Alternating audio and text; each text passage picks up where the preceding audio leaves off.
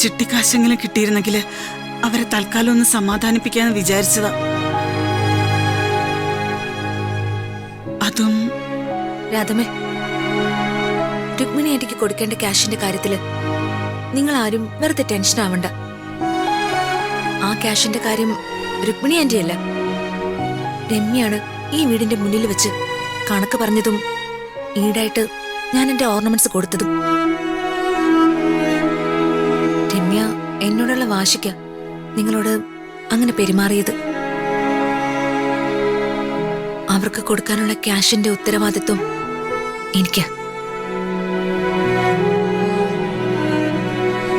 സമയത്ത് പണം തിരിച്ചു കൊടുക്കാൻ ദൈവം എനിക്കൊരു വഴി കാണിച്ചു തരുമെന്ന് എനിക്ക് വിശ്വാസമുണ്ട്. ആരും അതോർത്ത് ടെൻഷൻ അടിക്കണ്ട. മോളിങ്ങനെ പറയുന്ന കേൾക്കുമ്പോ ഒരാശ്വാസമുണ്ട്. പക്ഷേ ഒരു പക്ഷിയില്ല. രാധമ്മ ധൈര്യമായിട്ടിരിക്കും. ശരി അമ്മേ, ഞങ്ങൾ ഇറങ്ങാം. ശരി മോനെ.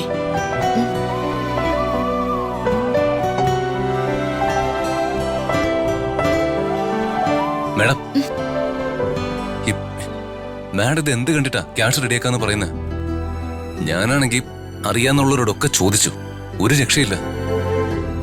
എന്ത് ചെയ്യുമെന്ന് ഒരു എത്തും പിടിയും കിട്ടാതിരിക്കുമ്പോഴാ മാഡം കൂളായിട്ട് ഒരു ടെൻഷനും ഇല്ലാതെ ക്യാഷ് റെഡിയാക്കാം, ക്യാഷ് റെഡിയാണ് എന്നൊക്കെ പറയുന്നത്.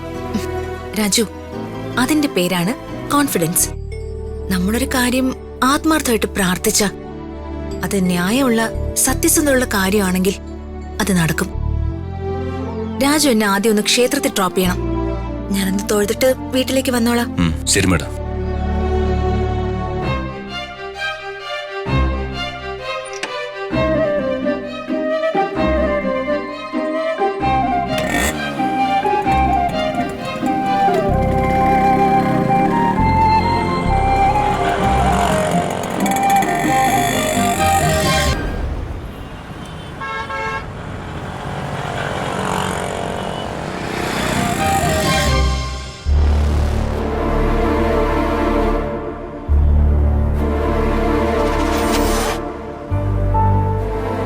ചേട്ടാ, കുറച്ച് സാധനങ്ങൾ വേണമായിരുന്നു. എന്റെ പൊന്നു ദിവ്യ, ഇപ്പൊ തന്നെ പറ്റത്ര രൂപയെന്ന് വല്ല പിടിയുണ്ടോ? ഞാൻ ഈ കട തുറന്നു വെച്ചിരിക്കുന്നത് കടം കൊടുക്കാൻ മാത്രമാണോ ദിവ്യ? ചേട്ടാ, എന്റെ അവസ്ഥ ഒന്ന് മനസ്സിലാക്ക്. ഞാനൊരു ജോലി അന്വേഷിക്കുന്നുണ്ട്. ജോലി കിട്ടി ആദ്യത്തെ ശമ്പളം കിട്ടിയ ചേട്ടന് തരാനുള്ള മുഴുവൻ കാശും ഞാൻ തരാം. നിന്റെ അവസ്ഥ അറിയാവുന്നോണ്ട് ഇത്രയും നാളും നിന്നെ ഞാൻ സഹായിച്ചത്. വന്ന് ഇതിപ്പോ ഇപ്പൊ തന്നെ 10-12,000 രൂപ പറ്റായി. ഇനിയും നിനക്ക് പറ്റു തന്നാ ഞാൻ പ്രശ്നത്തിലാവും. ഞാൻ ഈ സാധനങ്ങളൊക്കെ കാശ് മുടക്കി വാങ്ങിക്കൊണ്ട് വരുന്നതല്ലേ. എന്റെ അവസ്ഥ കൂടി ദിവ്യ മനസ്സിലാക്കണം. ദയവേത് എന്നെ ഇനി ഉപദ്രവിക്കരുത്. തരാനുള്ള കാശ് ദിവ്യ തരണമെന്നില്ല. ഇനി ഇങ്ങോട്ട് വരരുത്.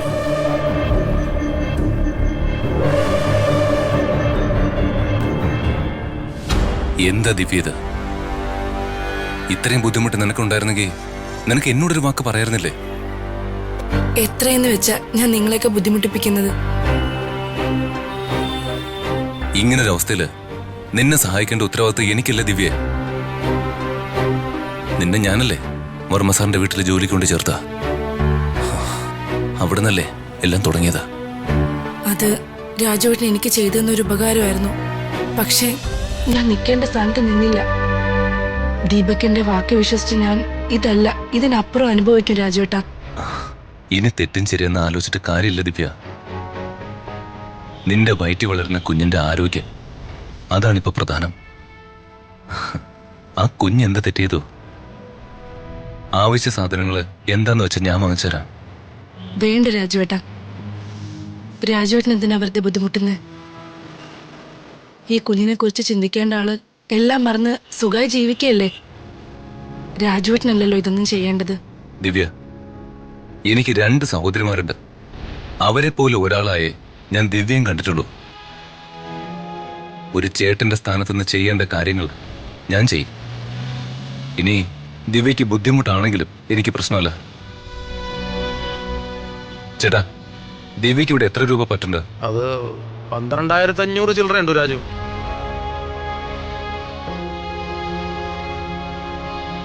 ഇതേട്ടാ, ഇതൊരു 5000 രൂപയുണ്ട്. ബാക്കി ഞാൻ വൈകുന്നേരം കൊണ്ടുവരാം. ദിവ്യയ്ക്ക് ആവശ്യമുള്ള സാധനങ്ങൾ കൊടുക്കണം ഇപ്പൊ തന്നെ. ഓ അതിനെന്താ രാജു? ദിവ്യ ആ ലിസ്റ്റിംഗ് വന്ന് ഇങ്ങനെ ഇവിടെ നിൽക്കാതെ അവിടെ എവിടെയെങ്കിലും പോയി ഇരിക്കും ദിവ്യ. രാജുവേട്ടാ, രാജുവേട്ടൻ്റെ ഈ നല്ല മനസ്സിന് രാജുവേട്ടനോട് എങ്ങനെ നന്ദി പറയണമെന്ന് എനിക്കറിയില്ല. എന്താ ദിവ്യ ഇത്? നന്ദി വാക്കിന്റെ ഒന്നും ആവശ്യമില്ല. ദിവ്യയുടെ പ്രശ്നങ്ങൾക്കെല്ലാം ഞാൻ ഉടനെ പരിഹാരം ഉണ്ടാക്കാം. നീ ധൈര്യമായിട്ടിരിക്കുക.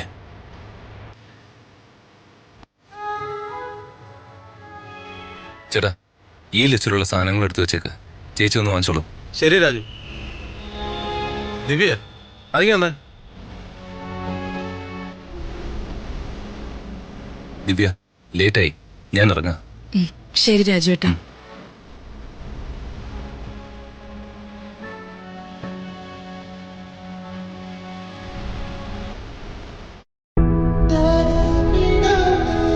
പാവം ദിവ്യ, അവൾക്ക് വേണ്ടി ഒന്നും ചെയ്യാൻ എനിക്ക് കഴിഞ്ഞില്ല.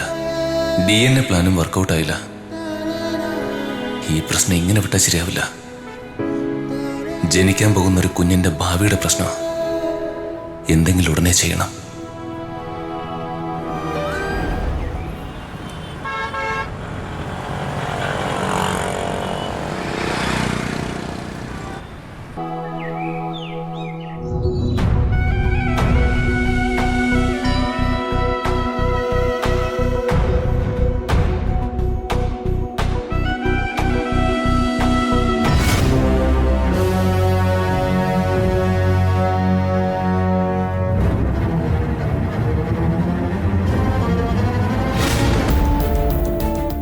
ദിവ്യയുടെ അവസ്ഥ രാജു പറയുന്ന കേട്ടിട്ട് മനസ്സിനൊരു സമാധാനവും കിട്ടുന്നില്ല. ദിവ്യയോട് ഞാൻ ചെയ്തത് വലിയ തെറ്റായിപ്പോയി. പാവം ദിവ്യ, ഒരു കുഞ്ഞിനെയും വയറ്റി ചുമന്ന് അവൾക്ക് പട്ടിണി കിടക്കേണ്ടി വന്നത് ഞാൻ കൂടി കാരണമാണല്ലോ എന്ന് ഓർക്കുമ്പോ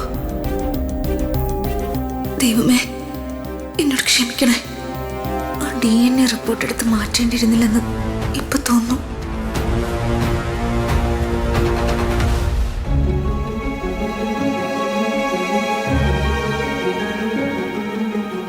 അത് ശരി, ഋതികമ്മയുടെ ഇവിടെ വന്ന് നിൽക്കായിരുന്നോ?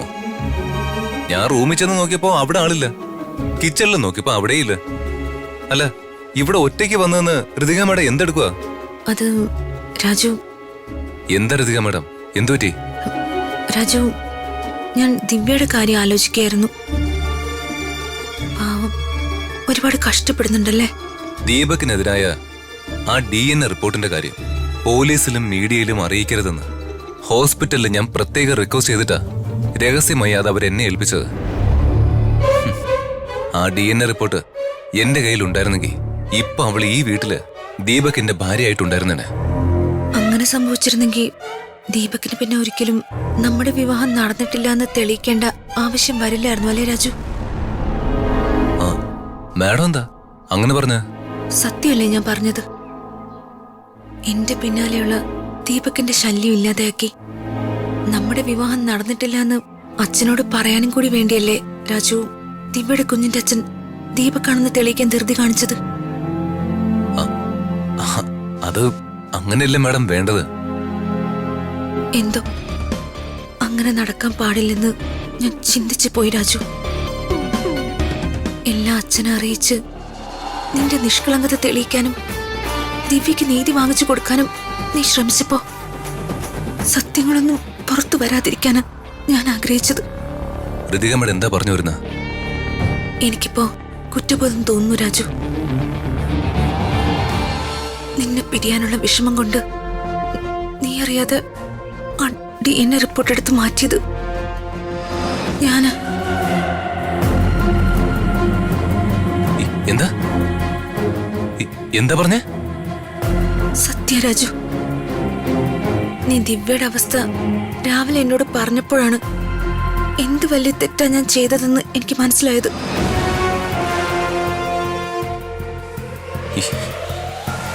എന്താ പറയണ്ടെന്ന് എനിക്ക് അറിയാഞ്ഞിട്ടല്ല. പക്ഷെ ഋതിക മാഡത്തിന് ഒരു ഭാഗത്തു കൂടി എല്ലാം ഒന്ന് ശരിയാക്കാൻ ഞാൻ പെടാപ്പാട് പെടുമ്പോ ഒരിക്കലും നടക്കാത്ത കാര്യത്തിന് വേണ്ടി ഋതിക മാഡം ഇങ്ങനെ എന്തൊരു കഷ്ടം ഇത്.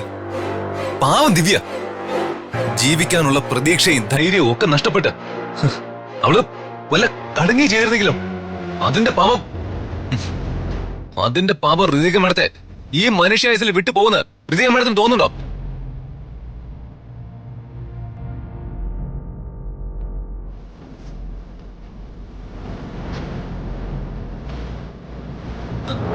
അല്ലെങ്കിൽ ഈ കൊട്ടാരം പോലുള്ള വീട്ടില് വായില് വെള്ളിക്കരണ്ടുമായിട്ട് ജനിച്ചു വീണ ഋതിക മേഡത്തിന് അതെങ്ങനെ മനസ്സിലാവാനാ?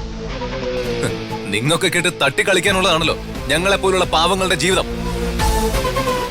ദിവ്യയോട് ദീപക് ചെയ്യുന്ന ക്രൂരതയ്ക്കും എന്നോട് ഋതിക മാഡം ചെയ്യുന്നതിനൊന്നും വലിയ വ്യത്യാസമൊന്നുമില്ല ഋതിക മാഡം. രാജു, ഞാൻ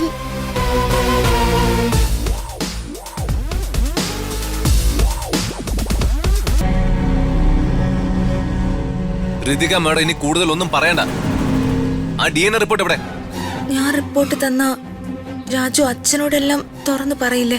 പിന്നെ പറയാതെ എന്നും ഇങ്ങനെ എല്ലാവരെയും പറ്റിച്ച് നുണകളുടെ മുകളിൽ നുണകൾ പറഞ്ഞ് എത്ര കാലം ഇങ്ങനെ മുന്നോട്ട് പോകാനാ മാഡത്തിന്റെ ഉദ്ദേശം?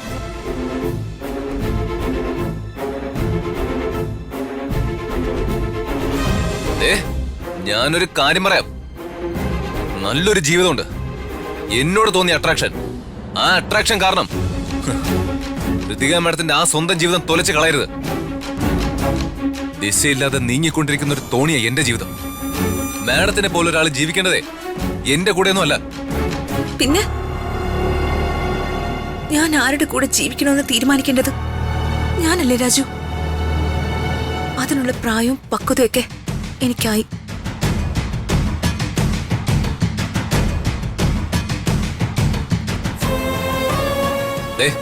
എന്നെ കൊണ്ട് കൂടുതലൊന്നും പറയിപ്പിക്കണ്ട. എവിടെയാ DNA റിപ്പോർട്ട്? അത് പറയും. അത് ഞാൻ പറയാം. പക്ഷെ തൽക്കാലം അച്ഛനോടൊന്നും തുറന്നു പറയരുത് പ്ലീസ്. നോക്കാം. ആ റിപ്പോർട്ട് എവിടെയെന്ന് വെച്ചാലും ഒന്ന് എടുത്തു താ. റിപ്പോർട്ട് ഇവിടെ തന്നെയുണ്ട്.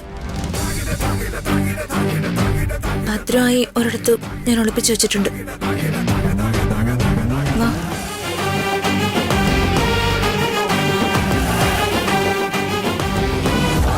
എന്താ അവര് പറഞ്ഞെന്ന് കേൾക്കാനും പറ്റിയില്ല. രണ്ടും കൂടി ഇത് എങ്ങോട്ടായി പോകുന്നത്? തമ്മിൽ തല്ലി പിരിയെന്നോർത്തപ്പോ ദേ പോകുന്നു. പിന്നാലെ പോയി നോക്കാം. എന്താ രണ്ടിന്റെ ഉദ്ദേശം എന്നറിയാലോ.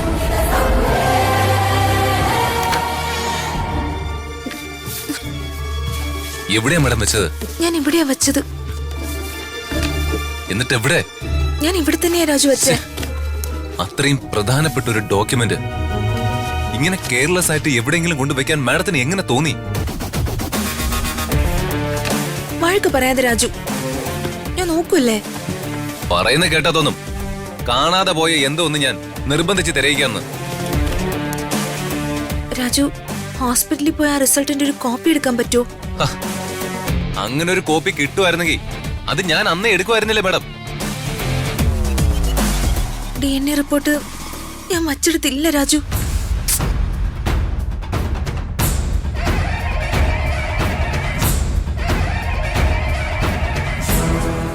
എന്താ മേഡം, എന്തു പറ്റി? ഞാനിവിടെ ഒരു കവർ വെച്ചിരുന്നു, അത് കാണാനില്ല. ഇലക്ഷൻ വർക്കുകൾ തുടങ്ങിയതിന് ശേഷം ഞാൻ ഈ മുറി ക്ലീൻ ചെയ്തിരുന്നു. ഇവിടെ ഉണ്ടായിരുന്ന ആവശ്യമില്ലാത്ത കുറച്ച് ഫയലുകളൊക്കെ ശേഖരൻ സാർ എനിക്ക് എടുത്തു തന്നിട്ട് കത്തിച്ചു കളയാൻ പറഞ്ഞു. എന്നിട്ട് ഞാനതെല്ലാം കത്തിച്ചു കളഞ്ഞു.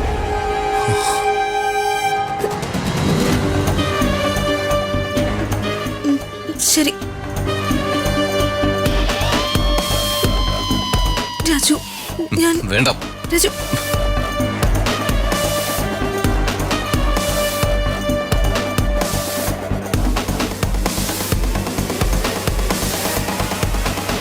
രാജു പിണങ്ങിയെന്നാ തോന്നുന്നേ.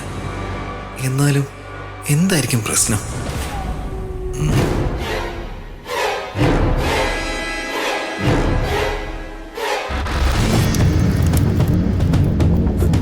അയ്യോ, കണ്ടില്ല രാജു, ആ റിപ്പോർട്ടും കത്തി തീർന്നെന്നാ തോന്നുന്നു. ഇത്രയും ഇമ്പോർട്ടന്റ് ആയ കാര്യങ്ങളൊക്കെ ഇങ്ങനെയാണോ ഋതിക മാഡം കൈകാര്യം ചെയ്യുന്നത്? കെയർലെസ് ആയി ആ റിപ്പോർട്ട് അവിടെ കൊണ്ട് വെച്ചുകൊണ്ടല്ലേ ഇങ്ങനെ സംഭവിച്ചത്? എന്നിങ്ങനെ വഴക്ക് പറയല്ലേ രാജു. പിന്നെ വഴക്ക് പറയാതെ. ആ റിപ്പോർട്ടിന്റെ വാല്യൂ എന്താണെന്ന് വല്ല ബോധം ഉണ്ടായിരുന്നെങ്കിൽ ഋതികമ്മ ഇങ്ങനെ ചെയ്യുമായിരുന്നോ? രാജു, എനിക്കൊരു അബദ്ധം പറ്റിപ്പോയി. I am sorry. സെർവന്റ് അവിടെ നിന്ന് എടുത്തുകൊണ്ട് വന്ന് കത്തിച്ചു കളയുമെന്ന് ഞാൻ വിചാരിച്ചില്ല. പോയത് പോയി, ഇനി പറഞ്ഞിട്ട് പ്രയോജനമില്ല. ഇനി അടുത്തത് എന്ത് ചെയ്യാന്ന് ഞാനൊന്ന് ആലോചിക്കട്ടെ. എന്നാലും എന്തിനെ കുറിച്ചായിരിക്കും ഇവര് സംസാരിക്കുന്നത്?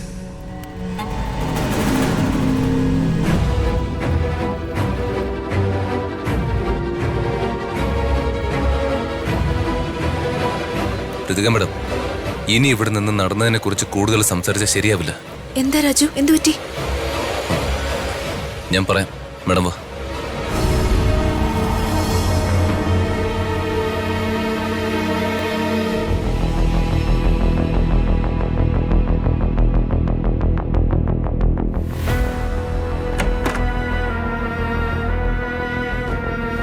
അമ്മയുടെ ഒരു സാരി. എടാ, എന്റെ 15,000 രൂപയുടെ സാരി. അമ്മയ്ക്ക് ഞാനാണോ വലുത് അതോ ഈ പട്ടുസാരിയാണോ? എടാ, നീ മനുഷ്യനെ ദേഷ്യം പിടിപ്പിക്കാതെ കാര്യം പറ. അമ്മേ, ആ രാജു ഋതികയും കൂടി ആ മുറിയിൽ നിന്ന് എന്തോ സംസാരിക്കുന്ന ഞാൻ കണ്ടു. എന്ത് കാര്യം? നീ വല്ലതും കേട്ടോ? ആ DNA റിപ്പോർട്ടിനെ കുറിച്ചാണെന്നാ എന്റെ ബലമായ സംശയം. അതിലെന്തോ കൃത്രിമം കാണിച്ചെന്നാ എനിക്ക് തോന്നുന്നേ. ഇതൊക്കെ നിന്റെ സംശയമല്ലേ? അവര് പറയുന്നത് വല്ലതും നീ കേട്ടോ? ഞാനൊന്നും കേട്ടില്ല. പക്ഷേ അവര് രണ്ടാളും മുറിയിൽ നിന്ന് നേരെ പോയത് ഇവിടുത്തെ സെർവൻസ് വേസ്റ്റ് കത്തിക്കുന്ന സ്ഥലത്തേക്കാ. അവരവിടേക്ക് പോകേണ്ട കാര്യം എന്താ? അമ്മ പറയ്. അപ്പൊ ഇത് DNA റിപ്പോർട്ടായിട്ട് ബന്ധപ്പെട്ട കാര്യം തന്നെയാ, എനിക്ക് ഉറപ്പാ. അമ്മേ, ഇലക്ഷൻ റിസൾട്ട് വരുന്നതിന് മുമ്പ് ഇതെങ്ങനെ അവര് കുത്തിപ്പൊക്കിക്കൊണ്ട് വന്നാ നമ്മുടെ എല്ലാ പ്ലാനും പൊടി. എനിക്കെന്റെ ഇമേജ് നഷ്ടപ്പെടും. പിന്നെ ഞാനേ മുംബൈയിലേക്ക് പെട്ടിയെടുത്ത് മടങ്ങേണ്ടി വരും. അതുകൊണ്ട് അമ്മേ, നമ്മളിങ്ങനെ വെറുതെ നോക്കിയിരുന്നിട്ട് കാര്യമില്ല. ഉടനെ എന്തെങ്കിലും ചെയ്തേ പറ്റൂ.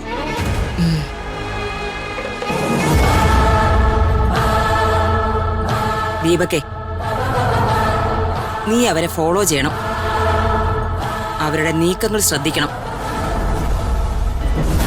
നമുക്ക് ദോഷം വരുന്നതാണെങ്കിൽ അതുടനെ തടയണം. ശരി അമ്മേ.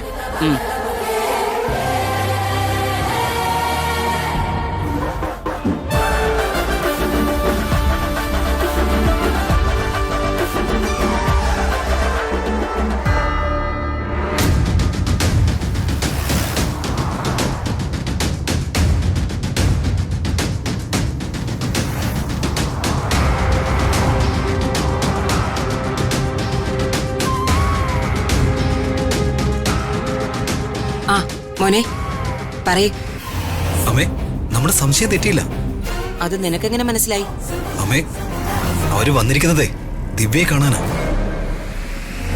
അവര് ദിവ്യയെ കാണാൻ വരണമെങ്കിൽ അത് DNA ആയിട്ട് ബന്ധപ്പെട്ട കാര്യങ്ങളായിരിക്കില്ലേ? അമ്മേ, ഇനി നമ്മൾ എന്ത് ചെയ്യും? ആദ്യം നീ അവരവിടെ എന്തിനാ പോയെന്ന് അന്വേഷിക്കേ. ഞാനവിടെ ചെന്നാൽ എന്നെ കാണില്ലേ അവര്? കുഴിഞ്ഞ ബുദ്ധി, ഞാൻ നിന്നെ പ്രത്യേകം പഠിപ്പിക്കേണ്ട കാര്യമില്ലല്ലോ. ഹ, അത് നിന്റെ രക്തത്തിൽ അലിഞ്ഞു ചേർന്നിട്ടുള്ളതല്ലേ. അതെടുത്ത് പ്രയോഗിക്ക്. എന്നിട്ട് എത്രയും പെട്ടെന്ന് എങ്ങനെയെങ്കിലും അവരവിടെ ചെന്നതിന്റെ കാര്യം അന്വേഷിക്ക്. ശരി അമ്മേ.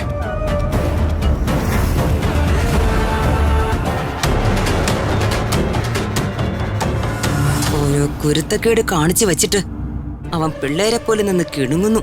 അമ്മേ, ഇനി നമ്മൾ എന്ത് ചെയ്യുന്നു?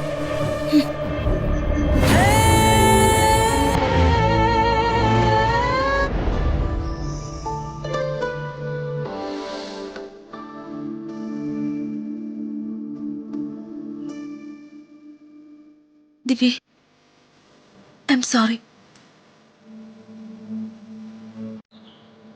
തെറ്റെന്റെയാ. ആ റിപ്പോർട്ട് ഞാനെടുത്ത് മാറ്റിവെക്കാൻ പാടില്ലായിരുന്നു. ഞാൻ കാരണം വലിയൊരു സത്യം പുറത്തു കൊണ്ടുവരാനുള്ള അവസരം നഷ്ടമായത്. അയ്യോ ഋതിക മാഡം, ഇങ്ങനെ സ്വയം കുറ്റപ്പെടുത്തുകയൊന്നും വേണ്ട. എന്റെ ജീവിതത്തില് അല്ലെങ്കിലും ഇങ്ങനെയൊക്കെ സംഭവിക്കൂ. ഇങ്ങനെയൊക്കെ ഇതുവരെ സംഭവിച്ചിട്ടുള്ളൂ. അതെന്റെ വിധിയാ മാഡം. സമാധാനത്തോടെയും സന്തോഷത്തോടെയും ജീവിക്കാൻ യോഗമില്ലാത്ത ചില മനുഷ്യരുണ്ടല്ലോ ഈ ഭൂമിയിൽ. ഞാനും അവരുടെ ലിസ്റ്റിലാണെന്നേ. ഋതിക മാഡത്തിന്റെ ഭാഗത്ത് ഒരു തെറ്റുമില്ല. മാഡം അതോർത്ത് വിഷമിക്കുകയും വേണ്ട. ഋതിക മാഡത്തിന് ഞാൻ പറയുന്നത് കേട്ടിട്ടും മനസ്സിനൊരു തൃപ്തിയായില്ലെന്ന് തോന്നുന്നു. ദേ, ഈ വയറ്റിൽ വളരുന്ന കുഞ്ഞിന്റെ അച്ഛൻ എന്നെ വിവാഹം കഴിച്ചോളാം, എന്നെ നന്നായി നോക്കിക്കോളാം എന്നൊക്കെ പറഞ്ഞ് എന്നെ പറ്റിച്ചതിലും വലിയ തെറ്റൊന്നും ഋതിക മാഡം എന്നോട് ചെയ്തിട്ടില്ല. ദീപക്കാണ് എന്റെ കുഞ്ഞിന്റെ അച്ഛനെന്ന് എനിക്ക് ആരുടെ മുന്നിലും തെളിയിക്കാനും ആഗ്രഹമില്ല. ദിവ്യ എന്താ ഇങ്ങനെ പറയുന്നത്? അങ്ങനെ മറച്ചു വെക്കേണ്ട ഒരു കാര്യമാണോ ഇത്? ഞാൻ എത്ര ഉറക്കെ വിളിച്ചു പറഞ്ഞാലും എന്നെ പിന്താങ്ങി ആരൊക്കെ എന്റെ കൂടെ ഉണ്ടെങ്കിലും ഞാൻ പറയുന്നതൊന്നും ആ അമ്മയും മോനും ഒരിക്കലും അംഗീകരിക്കാൻ പോകുന്നില്ല. ഈ കുഞ്ഞ് അവന്റെ അല്ലെന്ന് അവൻ വാദിക്കും. അവസാനം ജയിക്കുകയും ചെയ്യും. ഇങ്ങനെ നിരാശയാകല്ലേ ദിവ്യ. ഇനി ഒരു പിഴവ് സംഭവിക്കാതെ ദീപക്കിനെ കൊണ്ട് നമുക്ക് എല്ലാം സമ്മതിപ്പിക്കാനാകുമെന്ന് എന്റെ മനസ്സ് പറയുന്നു. അത് നടക്കുമെന്ന് എനിക്ക് തോന്നുന്നില്ല മാഡം. ദിവ്യേ, നീ എന്താ ഇങ്ങനെ കോൺഫിഡന്റ് ഇല്ലാതെ സംസാരിക്കുന്ന? ഋതിക മാഡം പറയുന്നൊന്ന് മനസ്സിലാക്ക്. നിന്റെ നല്ലതിനു വേണ്ടിയല്ലേ മാഡം ഈ പറയുന്നത്?